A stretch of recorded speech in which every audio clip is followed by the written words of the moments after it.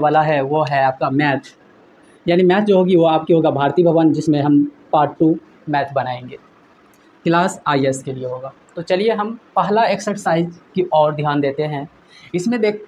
इसमें कहा जाता है कि निम्नलिखित का x के सापेक्ष समाकलन करें।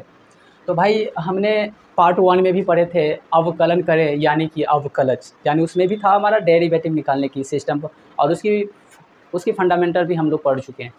तो चलिए अब हम बात करते हैं कि इसको कैसे बनाया जाता है। देखिए सिंपल सी बात है कि ये जो हमने हाथी के सूर की तरह जो दिए हैं ना, ये जो हाथी का जो सूर आपको दिखाई दे रहा है, हाथी का सूर,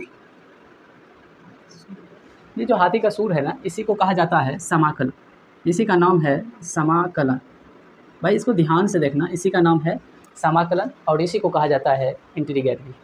तो देखिए आपकी क्वेश्चन क्या होती है ना, जब भी एग्जाम में आता है कि देखिए x⁻² dx, यानी इसका कहता है समाकलन निकालने के लिए। भाई देखिए हम लोग इसका डेरिवेटिव निकालने के लिए सीख चुके हैं, लेकिन इसकी समाकलन निकालना है। तो देखिए ज़्यादा बकवास तो करेंगे नहीं और डायरेक्ट बनाने के लिए चलते हैं। चलिए ये सब तो आपको पता हो गया है। देखिए कैसे बनाएंगे। हमें समाकलन से काफ़ी स्टूडेंट को डर लगता है कि भाई समाकलन किस प्रकार से किया जाता है, लेकिन इस क्लास में अब से समाकलन के लिए आपको डर नहीं लगेगा। तो देखिए कैसे बनाते हैं, सिंपल सी बात है, इसको कुछ नहीं करेंगे, इम्प्लाई का चिन्ह लगाएंगे। यहाँ पर जो देख रहे हैं ना x⁻² है, इसको कुछ नहीं करना है, सिंपल सी x लिखेंगे, इसके ऊपर पावर कितना है -2 है।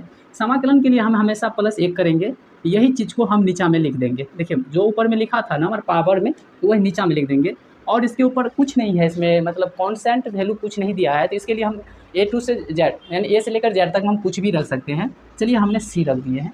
अब इसका हम हल करते हैं तो क्या निकल रहा है, x⁻1 बटे -1 + C। देखिए इसको और ज़रा हम हल कर देते हैं तो हमें क्या निकल रहा है कि इसको अगर हम इस -1 से x में डिवाइड कर देंगे तो भाई क्या निकलेगा, -x पर पावर -x + C। भाई इस चीज़ को थोड़ा सा और हल कर दोगे तो क्या निकल के आएगा, देखिए ये जो माइनस लगा है तो माइनस रहेगा, ये माइनस के लिए हमने घात घातांक में पढ़े थे, इस प्रकार से हो जाएगा। तो ये आपका आंसर आ गया। देखिए बहुत सिंपल है इंटीग्रेट। अगर आपको इसमें अगर डर लग रहा है तो आपकी ये गलत